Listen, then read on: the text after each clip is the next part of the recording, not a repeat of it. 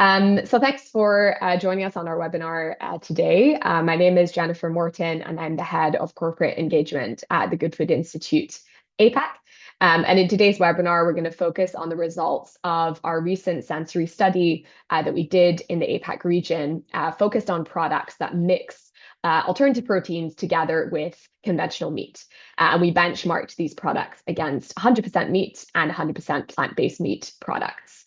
And this was a collaboration we did between the four organizations whose logos you see on the screen. So GFI APAC, as well as Nectar, which is an initiative of Food System Innovation, or FSI. So we are both nonprofits that are focused on alternative proteins. And then we had our execution partners, the first Singapore's National Research Agency, A*STAR, an institute there called SIFBI, as well as Palette Insights, who supported with all the data analysis and the creation of all the reports and the dashboards associated with this study. And this is the first of its kind study that we've done in the APAC region globally on this topic. So it's never been done before, which is always exciting. And so we're really happy to bring the results to you. I'll be presenting together with Caroline Cotto, who's the director of Nectar at FSI, as well as my colleague Divya Gandhi, who's a research specialist at GFI APAC.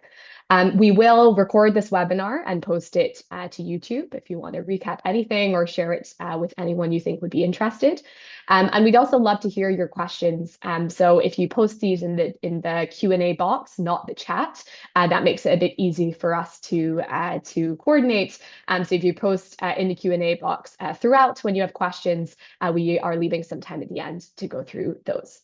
So with that, we can get started. So we'll just go to the agenda slide. So we're running through just briefly introductions of who our organizations are, then the what and why. So why are we focused on this topic? Why did we do the study? Then we'll go through and spend the bulk of the time on the sensory study results. And then we'll talk about some of the insights that we've learned around positioning these products, as well as how to kind of the go-to-market strategy, so the channel strategy and kind of the global traction we're seeing for these products mixed alternative proteins with meat. And then finally, we'll have our Q&A. So firstly, we'll start with the introductions, and I'll just briefly introduce the Good Food Institute for those of you who might not know us. So at GFI, we are focused on solving the challenge of how we meet the protein needs of a growing population amidst the environmental and many other challenges that we're facing in our food system. So we are one of 7 GFIs globally in GFI APAC. So you can see that map there with all our GFIs. And we are headquartered in Singapore for APAC, and we're covering the APAC region. And GFI, we're focused on not on what to eat, but how protein is made. And so we're really focused on working with those 3 teams you see on the bottom left side. So with policy, with industry, and with scientists to use science and technology to help us support and scale alternative proteins that can outcompete meat in terms of taste and price. And so we're really working as a fully funded nonprofit on solving industry-wide challenges as the industry scales with our very generous donors who fund our work. So that's a bit about GFI, and then I'll give Caroline the floor just to briefly introduce FSI. Thanks so much, Jen. I'm Caroline. I'm the director of Nectar, as Jen mentioned, and we officially launched Nectar in 2024 because we saw that there had been no objective, publicly available, scientifically rigorous way to evaluate the sensory performance of alternative protein products. And because we know that taste is the primary driver of consumer purchasing, understanding taste is critically important to the success of our industry. So we exist to democratize access to this type of information and bring an objective evidence base to taste. And as Jen noted, we're a fully funded nonprofit programmatic initiative of the Food and Climate Philanthropy Food System Innovations. And our goal is really to empower stakeholders across the value chain to make more sensory-informed decisions. So we were thrilled to partner with GFI APAC on this first of its kind study. And I'll turn it back over to Jen. Great, thanks, Caroline. So yes, 2 very aligned organizations. So putting our kind of resources and expertise together, I think has been really valuable for both our organizations and hopefully for you with all our results being open access. So briefly, then we'll spend some time on, the why. So why kind of all our organizations exist to focus on this topic, why we're focused on this area of, we'll tell you the acronyms later, but we're calling it BPs, balanced protein blended meat. So if we go to the next slide, you see this graph. Some of you may have seen it before, but this is really looking at the global food system, but specifically the protein supply. And we can see that meat production is up by 50% in the past 25 years, and it's going to rise another 50% by 2050. And being an APAC is very relevant because APAC, Asia, is going to drive about 78% of this global demand growth because of rising prosperity in the region. And so the challenge is that in many ways, this is great, that more and more people are transitioning to very nutrient-dense foods. But the challenge is just the math doesn't work. We don't have enough land, we don't have enough water, we don't have enough carbon budget to really keep producing protein in the same way that we always have. Livestock today already accounts for somewhere between 15 to 20% of global greenhouse gas emissions, although we don't hear about it as much as we do with something like energy. And 75% of all agricultural land is already used for animal agriculture. And so it's really impossible that we continue to produce protein in the same way we always have.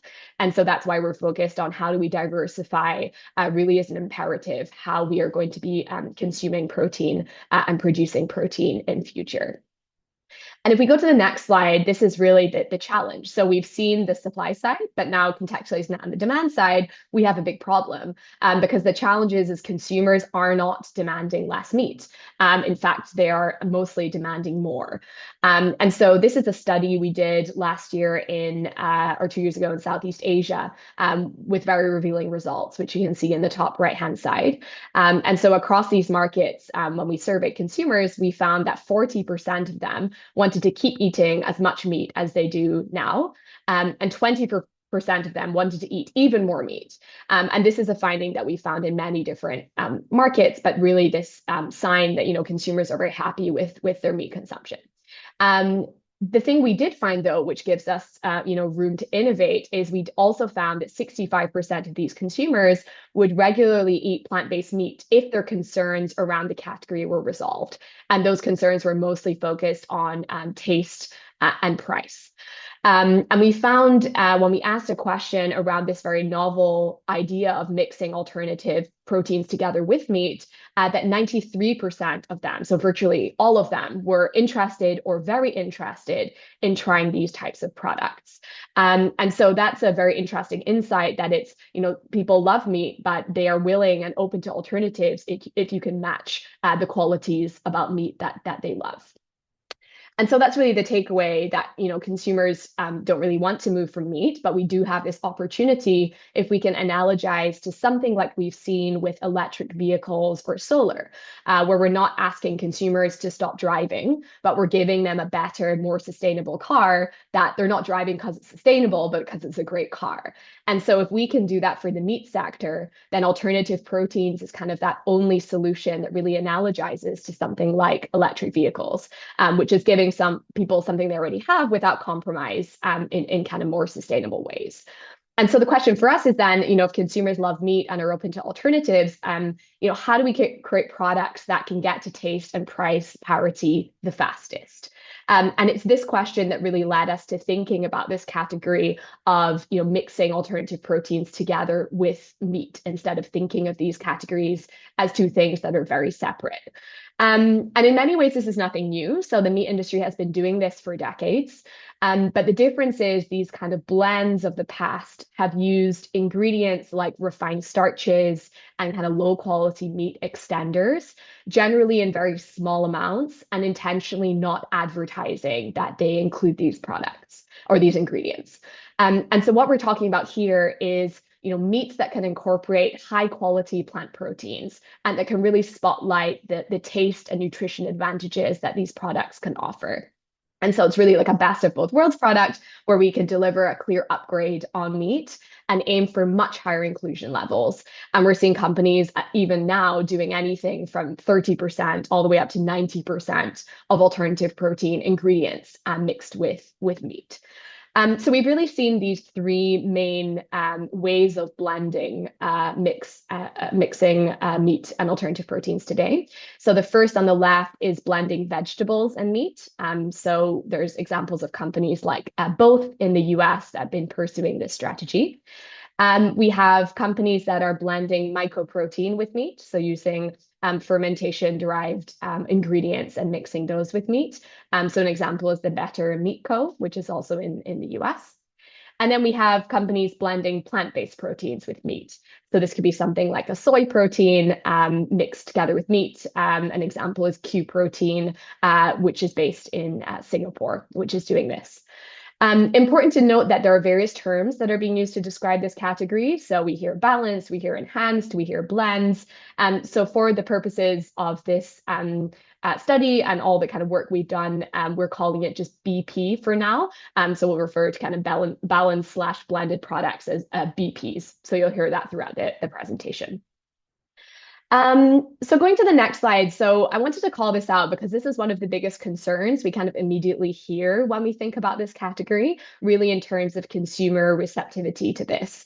And it's very early days, but I did want to call out some of the early signs we're seeing from Europe around this category where we've seen some kind of market developments. So here we're really seeing the value proposition of these BPs on the supply side. So what's been happening in Europe is we have food retailers who are under pressure from regulatory emissions regulations. And we have, these companies having to sign up to Scope 3 and flag emissions targets and that they basically cannot realistically meet if they continue their meat and dairy sales. And we also have the influence of a lot of NGOs like WWF, who's come up with kind of methodology to help these retailers set more explicit kind of animal plant protein targets for their sales. And so what we've seen in the Netherlands is all 7 major retailers committing to achieve at least a 60-40 plant animal protein split by 2030. We have Albert Heijn, who's committed to reach 60%. We have Ahold, the owner of Albert Heijn, who's extended that ambition of 50% across Europe. And we have many other retailers like Lidl committing to 50% of a plant-based share of protein sales by 2030. So a lot of the retailers who've committed to these targets. And what we've seen is they're using blends as a very pragmatic strategy to achieve these targets.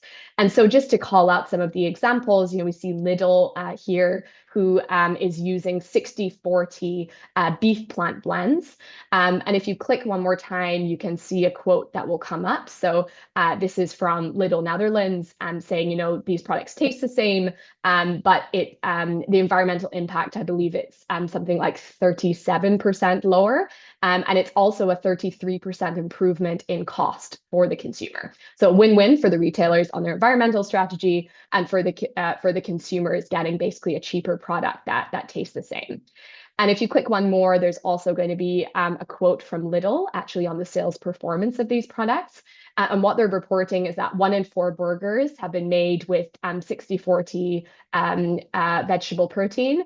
And yeah, 1 in 4 are sold is basically one of these BP products. And for the hybrid mincemeat, it's 1 in 3 of all the mincemeat sold is one of these BP products. And so early signs, of course, but still some kind of really tractable numbers in terms of performance really on the shelves. So that's a reason why we're still very excited about this category. If you go to the final slide before I hand over to Caroline, with that opportunity in mind and kind of seeing these trends, we wanted to understand how close are we in APAC to having a similar story like this. And so together with FSI and A-Star SIFBI and Palette, we did the sensory study to answer 4 questions. So the first is, are these BPs that are either on the shelves today or in development today, are they close to taste parity? The second question, if you click once more, is what are the biggest R&D gaps that we need to focus on to close any remaining gaps that do exist? The third question is really, do consumers want it? So do consumers want these products? And finally, the question is, what's the value proposition? And so in our sensory study, as well as some of the positioning and kind of channel research that we've done, we'll hope to answer some of these questions and where we're thinking about these today. So with that, I'll hand over to Caroline, who will take us through the exciting part, which is the sensory study results. Thanks so much, Jen. So yeah, diving right in, across our research, we have some methodological tenets that we've stuck to. And namely, the most important one is that all this work was done as blind taste tests. So participants don't know if they are eating animal products or plant-based products or BP products when they tried them in our test.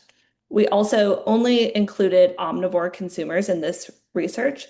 And when appropriate, we served products in context. So for example, in this photo, we have the burger patties that are being served in buns.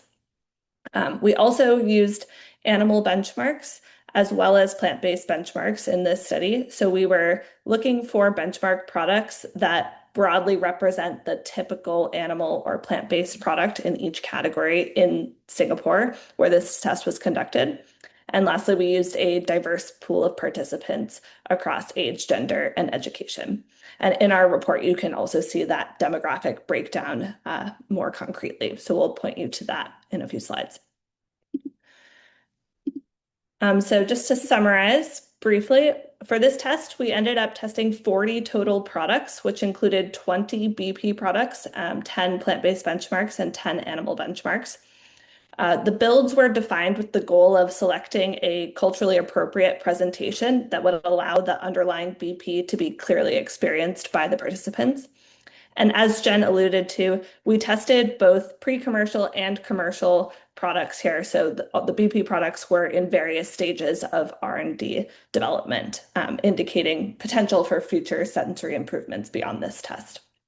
And that's really one of the takeaways for us, is that the results of this study are all the more impressive, considering that this emerging category has received relatively low amounts of R&D funding to date. So the findings that we'll discuss today really represent the floor for the performance of BP products, not the ceiling. And we hope it'll continue to only go up from here. So diving into some initial results, we found across our research that BP products definitely have a place in the APAC market because they are able to address consumer desires better than some of the current plant-based products on the market. So looking at the overall liking scores, we see that the average liking score for the BP average product was 4.5 on a 7-point liking scale. And it was 5 points for the BP category leader. And that's in comparison to a score of 4 for the average plant-based product. That said, however, BP products still continue to lag animal meat in overall liking, with only 34% of consumers rating the BP average as like or like very much versus 61% for the animal product. And that's significantly more than the 23% we see rating the product like or like very much for the plant-based product. That said, we did have one BP product that has already achieved taste superiority over its animal benchmark. So that product was a 70% meat, 30% alternative protein BP chicken mince, which was preferred to the 100% animal benchmark, showing that products that combine the best of plant and animal ingredients can outperform 100% animal products in overall liking.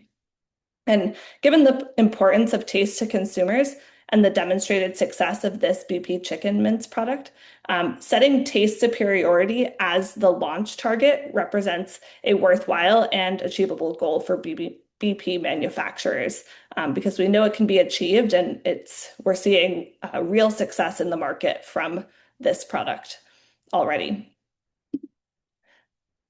While one BP chicken mince was preferred to the animal, the leading BP chicken chunk and beef mince, the chicken mince was the only product that was outright preferred, but we do see the leading beef mince and chicken chunk were almost at parity. So they were zero point 0.2 points from parity. And then meatballs, chicken tenders, and chicken patties were also close. So they were within zero point 0.5 points of achieving parity.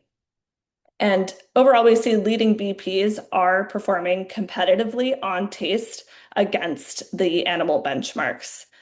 So across the entire test, the average gap in liking to the animal product is only zero point 0.5 points, again, despite relatively limited investment in R&D to date. So clear opportunity for taste parity with further product development. Across all of the categories that we looked at, we found that improvements to flavor and appearance should be prioritized over textural improvements for BP products in APAC more broadly. So flavor really drives differentiation for leading BP products, and 50% of participants rated the BP category leaders as like or like very much on flavor, compared to just 35% for the average product. So that was the biggest gap we saw. The gap in liking was 1.5 times larger than for texture and 5 times larger than for appearance. So we see those leading products really pulling away from the average on flavor. Key improvements needed for BP products are in the flavor category are really improving the aftertaste, increasing the meatiness, and reducing off flavor notes. We found that appearance was the biggest opportunity for leading BPs to close the gap to the animal product. So just 42% rated the appearance as like very much or like versus 62% which rate for the animal benchmark, which rated the product like or like very much. So there's about a 20% gap there that we could close in appearance. And the highest impact R&D opportunity in appearance is improving color, and specifically that interior color of these products. And then lastly, texture was the lowest R&D priority for BB products. So the gap to the animal on texture, those gaps were much smaller than they were for flavor and appearance. So there was an 18% gap between the BP average and the animal on texture versus that gap being 30% for flavor and 23% for appearance. So I know that's a lot of information. We'll talk shortly about a digital dashboard where you can spend a lot more time diving into all of those specific R&D opportunities and suggestions by category. But kind of going over to some of the conceptual findings, we found that while R&D is still needed, BP products, as I said, do have a place in the APAC market because they're able to reach a wider audience than plant-based products are alone. So 22% of consumers would buy or definitely would buy a BP product, meaning that they're reaching 1.4 times more consumers than plant-based products are alone with the 16%. However, BP products do continue to trail animal products in terms of overall purchase intent, with only 22% of consumers saying they would buy or definitely would buy versus that 85% for the animal product. So BPs are capturing the attention of a wide swath of consumers and definitely piquing their curiosity. We saw 81% of consumers were at least interested in BPs as a category. And 34% of consumers showed very high levels of interest, rating them as extremely interesting or very interesting. And in fact, 91% of consumers went as far to say as they would replace at least 15% of their animal meat consumption with BP products, which is quite a large number. For those interested consumers, we did see that health offers differentiation for BPs on a key purchase driver. So 69% of participants rated BPs as healthier than conventional meat, driving an increase in purchase intent of 0.5 points. So this was similar to the impact of being perceived as better priced or tastier. Overall, however, BPs are perceived as less tasty, pricier, and less familiar than their animal counterparts. And then we see a 69% to 87% of consumers favored animal products on taste, price, or familiarity, compared to just the 3 to 16% who preferred BP products in these areas. And this gap was not closed by highlighting the environmental or the animal welfare benefits of the BP products. So these attributes, environmental benefits and animal welfare, were only associated with relative increase in purchase intent of zero point 0.1 points. So that's where marketing comes in, and what we'll cover next in the positioning section is talking about how to really make the case to consumers and lean into some of this health messaging. So just to briefly sum up the key results from the sensory study, taste superiority over animal meat is possible, but the average BP product still has a ways to go in this regard. And current products represent the floor, not the ceiling, when it comes to taste. Secondly, flavor is the key unlock for BPs, and R&D efforts should focus on improving aftertaste, off flavors, and meatiness. In APAC, BPs have the potential to reach previously untapped consumers, especially those who showed little interest in fully plant-based products. And lastly, consumers recognize health as the key benefit, and manufacturers should lean into health as a key purchase driver.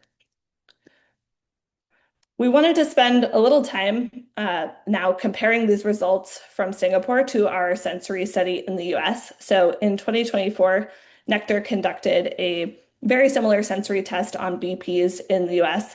We tested 21 BP products across 9 categories with plant and animal-based benchmarks, and we also served them in full builds. The only difference here was that all the products we tested were fully commercialized products available in US retail or food service. So we didn't test any products that were in development. And what we found was similar to APAC, American consumers are very interested in BPs as a category. So 74% of consumers said they were interested or extremely interested in the concept of BPs. And 93% of consumers said they would replace at least 15% of their animal meat consumption with BPs, which is almost identical to the 91% we found for consumers in the APAC region. We also found that in the US, products combining the best of plant-based and animal-based ingredients can outperform 100% animal products. And in the US, we actually had 3 products that outperformed 100% animal benchmark. So 2 BP burgers and 1 BP chicken nugget achieved taste superiority over their animal benchmarks. And then we had 1 BP burger that achieved taste parity with a 100% beef burger. And when it comes to purchase intent, again, we see a very similar story between the US and APAC. So BP products like APAC have a place in the US market addressing consumer desires better than the average plant-based product. So the average purchase intent for BPs was 5.2 on a 7-point scale versus 4.8 for plant-based products. However, BP products still continue to trail animal products in overall purchase intent, with only 42% of consumers stating that they would buy or definitely would buy BP products versus 75% for animals. In terms of R&D opportunities, like in APAC, flavor is the top opportunities for BPs to improve in the US as well. And most products should focus on mitigating weird aftertastes and off flavors while boosting meaty notes and fatty flavors to overcome blandness. However, unlike in APAC, texture was actually more important to American consumers than appearance. So opportunities varied quite a bit by category, but the most common theme we saw across textural opportunities was increasing firmness and cohesiveness. And in general, the takeaways across both global regions are the same when it comes to R&D opportunities.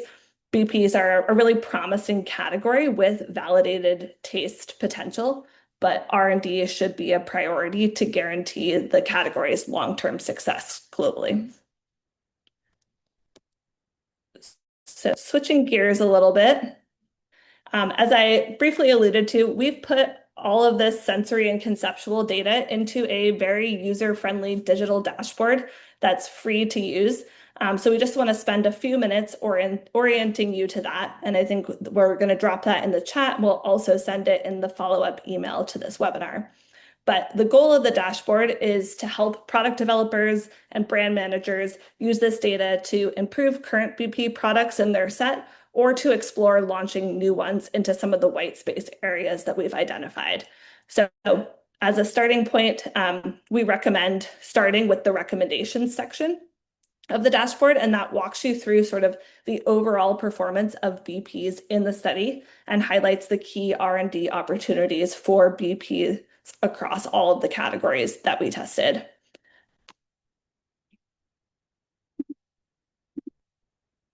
We then recommend diving into the data overview section where you can see side-by-side comparisons of the product categories against the different benchmarks and against each other. And then if you explore the sensory analysis section, you'll see all of the penalty analysis that we've done to help you identify top attributes to increase or decrease across flavor, texture, and appearance for each category. And we've used red and green color coding here to help prioritize opportunity areas. And lastly, we have the qualitative section, which allows you to read through real quotes from participants in our study. So this can give additional insight into areas for improvement, but you can also pull proof points for marketing and sales from people who loved the BP products if you're looking for additional validation. And there's so much more data in this dashboard. We've really only scratched the surface here today. So we'll send the link in the follow-up email, as I said, after this webinar for you to dive in more thoroughly. And now we want to talk a little bit more about positioning. So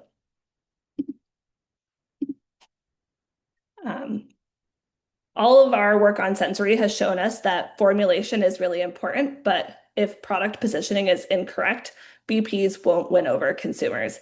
And in fact, we've seen that positioning can actually affect consumers' sensory experience. So to illustrate this, a study was conducted between researchers at 3 universities that looked at willingness to pay and based on product taste between conventional burgers and BP burgers that the researchers created.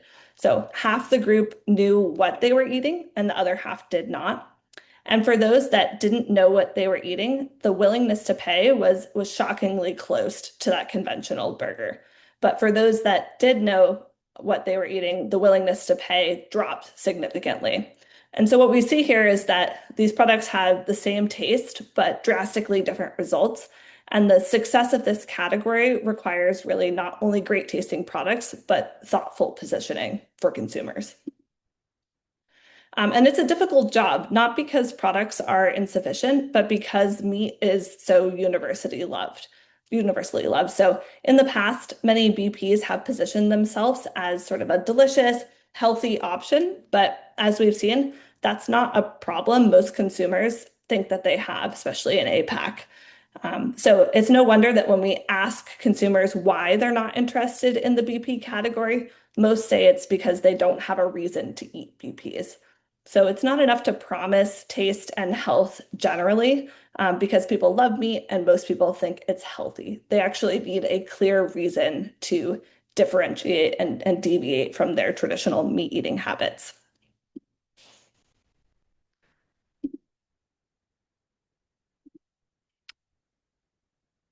So what we're seeing here is purchase intent for different product types based on how respondents answered specific questions about their relationship to meat. And we know this is a lot to look at, but it's a fairly similar story for all of the questions here. So purchase intent is highest for animal products, followed by BPs, followed by plant-based products. And that reflects what we saw in the sensory study as well in terms of how products are ranked in terms of overall liking. But this chart really tells us 3 things and something that Jen alluded to at the beginning as well, which is first that affordability is a broad problem where BPs can make significant inroads for consumers. And while animal welfare and environmental reasons seem enticing, there's actually almost no impact for how that affects overall purchase intent. So, other than that, BPs really need to get specific with the problems that they're solving for consumers if they're going to take some market share away from animal products.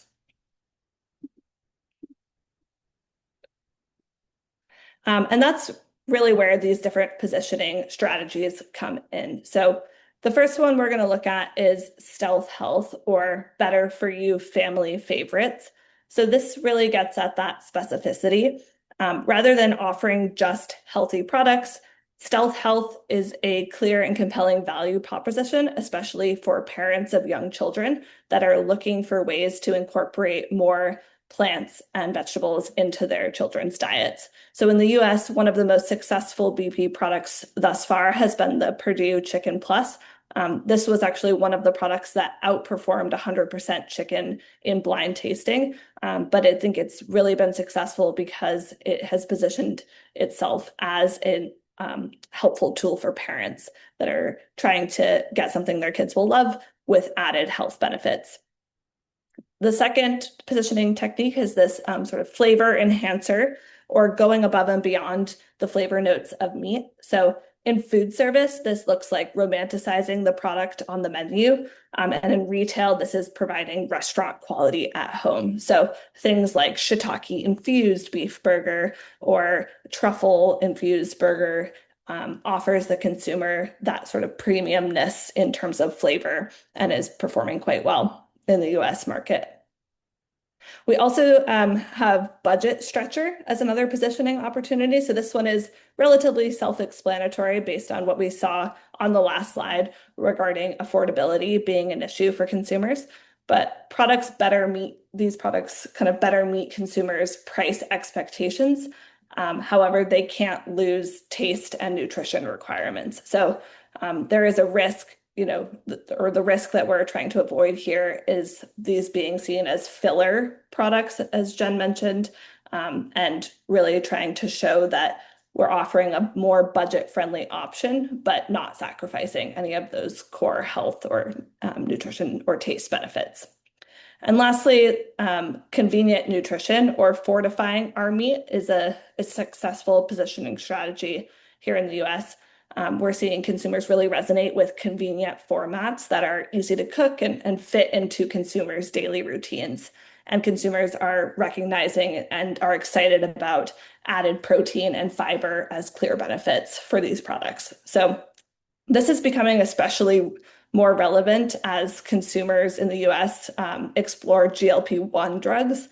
And we think this will continue to be an important strategy in other global regions as well as those drugs gain in popularity.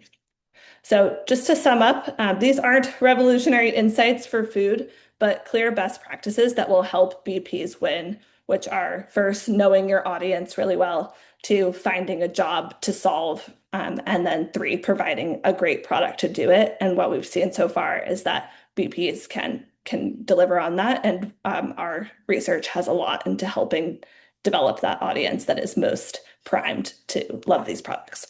So with that, I'm going to turn it over to Divya to talk a little bit about global traction and channel strategy. Thank you, Caroline. A lot of interesting information there. And to continue our conversation, we'll move to the next section, which is on global traction and channel strategy. And if you can just see the next slide, we'll see, I think in Jen's section, we talked a little bit about the BB category, and we're seeing that it sees global traction. And what's interesting is that this momentum isn't limited to just one type of company. We are seeing this with everyone, from young startups to major conglomerates, which are exploring or expanding in the space. Right now, according to the market studies, Europe is really leading the charge, especially through retail private labels. And we already saw this mentioned in Jennifer's section that Lidl, who are one of the top retailers in Germany, they're also exploring this strategy, and the numbers are quite striking. So if you see, 33% of their private label minced meat and 25% of their private label burgers are now blended products. And if we dig a little bit deeper on this, you'll see on the table on the right this small case study comparing Lidl's blended beef or BP products with 100% beef equivalents. And what stands out is that even though blended beef or BP products sells at a 33% lower retail price, it still delivers a similar margin. That's a strong indicator of the kind of cost advantage these products can offer, not just to retailers, but potentially across the entire value chain. And as conventional meat prices will continue to rise and then blended products or BB products are further optimized, we can hopefully expect that margin differences will narrow even more. So, in summary, this category is building real traction and driven by clear cost advantages that blended products can offer as they continue to scale and improve. We'll shift the gears a little bit on in the next type. We'll talk about food service because this channel is also an effective entry point for BP products. In the sensory study that we did for the APAC, we asked consumers where would they be most open to trying BP products for the first time. And as you will see, the responses are actually quite evenly split. About 30% of them said they prefer trying BP products in a restaurant, and 29% said that they tried at home. Now, what this tells us is that consumers are generally open and not restricted to one channel or the other, which is good news because it means that both retail and food service are solid entry points for getting people to try these products for the first time. And if we zoom back again on service specifically, it generally plays a particularly important role in culinary acceptance when BB products show up in familiar dishes. Maybe that's in a cafe, canteen, or a workplace cafeteria setting, right? It helps normalize them and reduces the perceived risk for consumers. What it tells us is that chefs and menus play a big role in encouraging trial. And the good news is that blends are already showing up on menus in multiple markets, and we're seeing momentum build. The first example is on the slide here, and in the UK, Corn, which is one of the oldest companies in the plant-based category, selling products, I think since 1985, is now supplying its mycoprotein to create BP products for hospitals and other food service clients. Under this initiative, the BP products would replace some 100% meat items on the menus served by the National Health Service or NHS institutions in the UK. And at Corn, generally, the strategy is to prioritize food service supply, specifically targeting the education and healthcare sectors. They believe that this approach will help consumers see more of the health and sustainability benefits associated with BP products. And furthermore, like introducing BP products, especially in these kind of sectors, consumers may be more receptive to reducing meat consumption, especially when the blended nature of the product is not immediately apparent. If we move now to the next point, we'll see that in Australia, Compass Group, which is the country's largest food service company, is replacing 30% of its conventional beef mince with blended beef products. It's again a clear signal that even at scale, blended products can slot into existing operations and also meet the commercial demands of large players. And here in Singapore itself, Q Protein, so if you just click the example, yeah, sorry. So in Singapore, Q Protein, which is a blended product line developed through a partnership between Quality Meat, Kramer, and Nurasa, that's seeing strong early validation as well. It was featured as a future protein during the recent Singapore Agri-Food Week at the Google Compass Conscious Plate session. And for those in Singapore, it's also currently being served at Chengdu Bowl for a month-long run as part of early food service trials. And these are just a few examples, but not to forget that there's a big sustainability impact here we are talking about when compared to 100% meat. When food service operators swap even a portion of their meat dishes for blended options, the volume impact can be substantial because of the scale they operate at. So, all in all, very briefly, the food service can really provide the strategic leverage and also act as a catalyst for mainstreaming blended products. And now, if we step back from these individual companies, we are also seeing a broader ecosystem starting to form around BP products. So, on the research side, there's growing academic interest in this category. And one recent paper calls, they use the term hybrids, so they call meat based hybrids, a transformative frontier in sustainable protein innovation because they can bridge the gap between traditional meat and plant-based options while still keeping the taste and nutrition people expect. Uh, Another review from earlier this year itself reinforces the potential impact of BB products.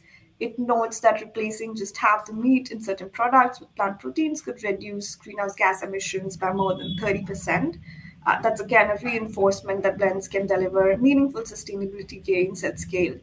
And organizations like Nectar, who are our partners for the sensory study, are also doing great strategic future looking work. And as Caroline explained a few minutes back, they did conduct the sensory study for the BP products in the US market, I think for the last year, year 2024. And they also run this very amazing balanced protein consortium, which is for collective action where stakeholders come together to accelerate product development and share learnings. And of course, if you have like more questions on this consortium particularly and want to see how you can connect, please feel free to just mention it in the Q&A section and we'll talk about it more later. So I think overall, when we sum up everything that we've learned from the first section, from the sensory study, the momentum isn't isolated. It's coming from the academia, industry, future-focused groups across the value chain. And that tells us that the space is maturing with real shared interest in making the BP category work. And just to summarize, I think we've gone through this, but just to recap everything again, taste is already hitting a strong starting point. Consumers are responding positively, which gives the category a great foundation. But we have to be on the cautious side. And while taste is at a strong starting point, there are R&D gaps. But again, the good news is that these are actionable. With smart tweaks to formulations and ingredients, there is potential to take the performance of BB products even higher. And what we see right now is just the floor. The ceiling is a lot higher than what we see right now for the products in the market. And from a business perspective, BB products can actually be a win-win. They have the potential to allow companies to offer products at a lower price point while still maintaining or even improving margins, as we saw from Lidl's case. And finally, getting consumers on board, like Caroline mentioned, it isn't just about the recipe, it's also about how we position these products. So, marketing, messaging, and context, they all play a huge role in adoption. So BB has a strong start, clear areas to optimize, promising economics, and actionable consumer insights. And maybe I know we are running short of time, so to conclude the presentation, I would probably say this statement that it is definitely an encouraging picture for the blended category or the BP category as we'd like. And I think there are a lot of work that's going to happen. And we're very hopeful for this category and hopeful to see a lot of brilliant products coming out in the market in the future years. Now, we do have the Q&A section, but before we move to that, we'd love to get your perspective on what organizations like JFI and Nectar, what kind of future research initiatives would be most helpful for the BB category. And why this is important for us is because your responses will help us guide about our next steps and ensure that we place our focus on initiatives that will deliver real value to the broader industry. So I will just launch a poll, which I'll keep open for about a minute. The options that you see here are like just a few suggestive options. So I'll just talk through them and then I can launch the poll so it doesn't take away too much of your time for reading. So some of the study or initiative options here are focused around cost, taste, and marketing. So, for a cost focused approach, one initiative could be a food service business case study, which we can follow by a pilot trial with a food service partner. This could help assess if and how BP products can be more cost competitive and scalable in food service settings because we don't have those relevant case studies available as of now. And I think for taste focused initiatives, you've listed two options here. So, first is an innovation grant for research, which would aim at closing to taste gaps for BP products when compared to 100% meat products. And second could be conducting more sensory studies in other APAC countries to see how these products perform across different markets. It's very similar to the study that we've just done and talked about in this webinar. And another potential area of research is on the package labeling and menu listing in the APAC. So this will probably help us understand how to best position BP products to consumers and how to communicate their benefits. And lastly, I think these are just a couple of suggestive ideas from our end. So if there's any other particular challenge or opportunity you think we should explore, we would love to hear that as well. And you can, the poll will not give you an option to add that as text, so you can just please add them in the chat box directly. And just for a minute, I'm going to launch the poll. So I'd really appreciate if people who are available here can just cast their votes so it can help us with our future work. So here it goes.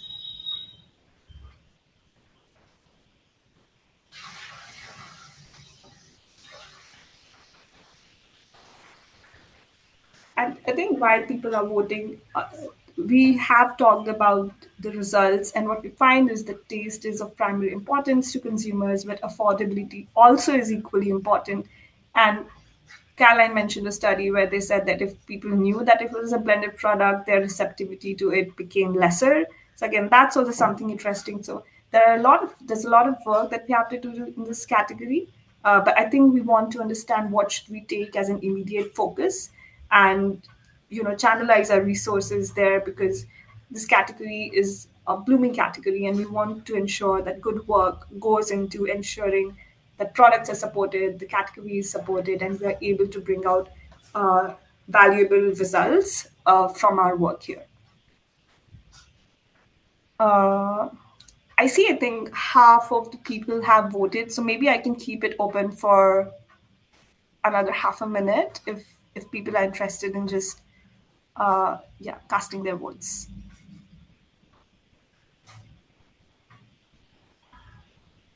Very interesting. I think from the current one,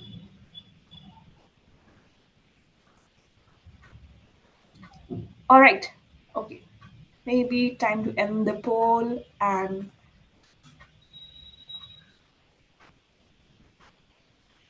so I think half of the people here want to see a lot of work done in terms of understanding the marketing and positioning of these products, and a food service business case study and more sensory studies is something that should be taken as a little bit higher priority. And then I think some people also think innovation grant funding can be interesting.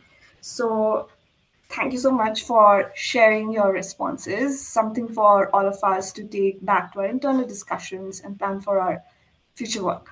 So with that, we can now move on to taking some questions, and please feel free to add them in the Q&A box. This must have been a lot of information, so please do feel free to ask anything that's on your mind. No question is too small. Just for information, we also have our project partners from the CIFB team and Palette Insights here who manage the data collection and this is for the sensory study. So they are also here to help you provide more information if you have any questions in that direction.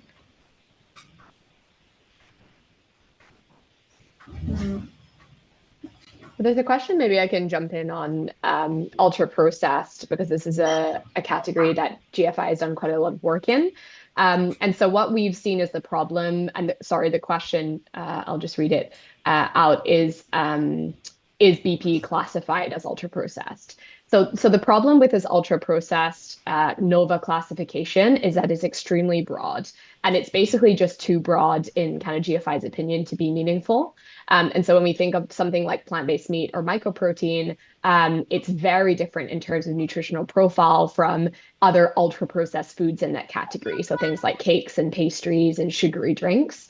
And so there has been quite a lot of research on this, and there's been a systematic review and meta-analysis, which has been shown that the categories driving the negative health outcomes of UPFs is sugary drinks and processed meat. And there's also research that shows, that plant-based meat has very different and much more positive health outcomes than processed meat.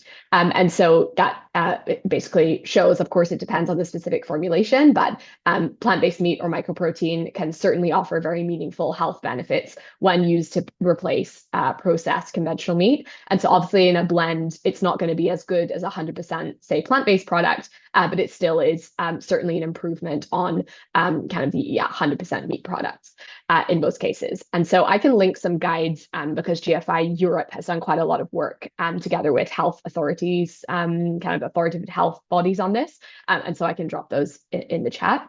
There's also another interesting question about the key differences between R&D for developing fully plant-based products and R&D for creating BP products. And so maybe Alex, I see you've responded a bit, but I don't know if there's anything else you want to elaborate, or maybe Xantha wants to come in on that question around, how the R&D differs between BPs and plant-based.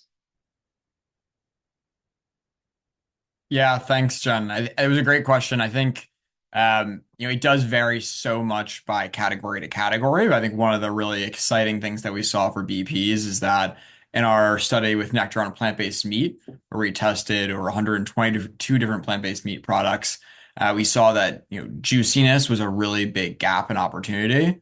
BPs did a good job of closing that down. So that was one of the exciting things to see. You can also compare it within the APAC dashboard. And so I went ahead and linked that dashboard there. And I think it's good to take a look at that and see how are the gaps there. Juiciness was one of the big things that stuck out to me. I would flag flavor is still the biggest opportunity for both segments.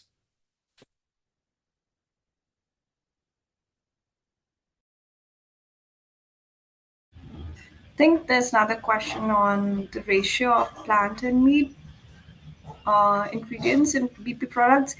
So we've seen ratios ranging from 30% plant versus meat to 70% plant versus meat. So there's quite a broad spectrum. So it depends on the kind of plant ingredients that you're using. But yeah, that's generally the range that we have experienced till now.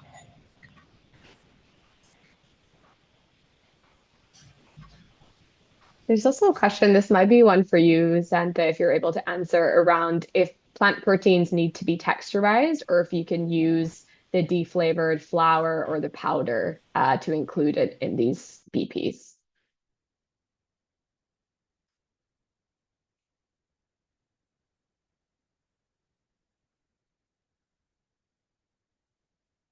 Well, I don't know if Xantha is able to answer. Okay. We do see, I think that same participant asked about the source of plant protein. So just a note that the source can be quite broad. We've seen everything from whole cut mushrooms to pea protein, powders incorporated, and as Jen talked about, mycoprotein or like fully extruded plant-based ingredients. So it is quite a broad range. For example, we've seen some chicken nugget products in the US that use chickpea flour. So there definitely are some, I think, flour powders that can be incorporated as well as texturized TBP when you're thinking about this. So it really depends on product category. And in our dashboard, you'll see sort of what's most important to consumers from a textural perspective in each of those categories to understand what ingredients might be a good fit for blending.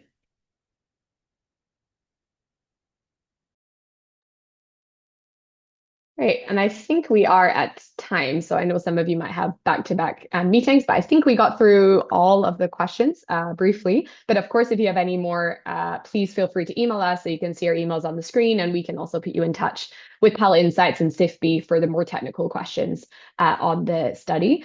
So as I mentioned, this is going to be up on YouTube if you need to recap anything, and all of the resources in the sensory study and the dashboards are available. So have fun with going through those and playing with the dashboard.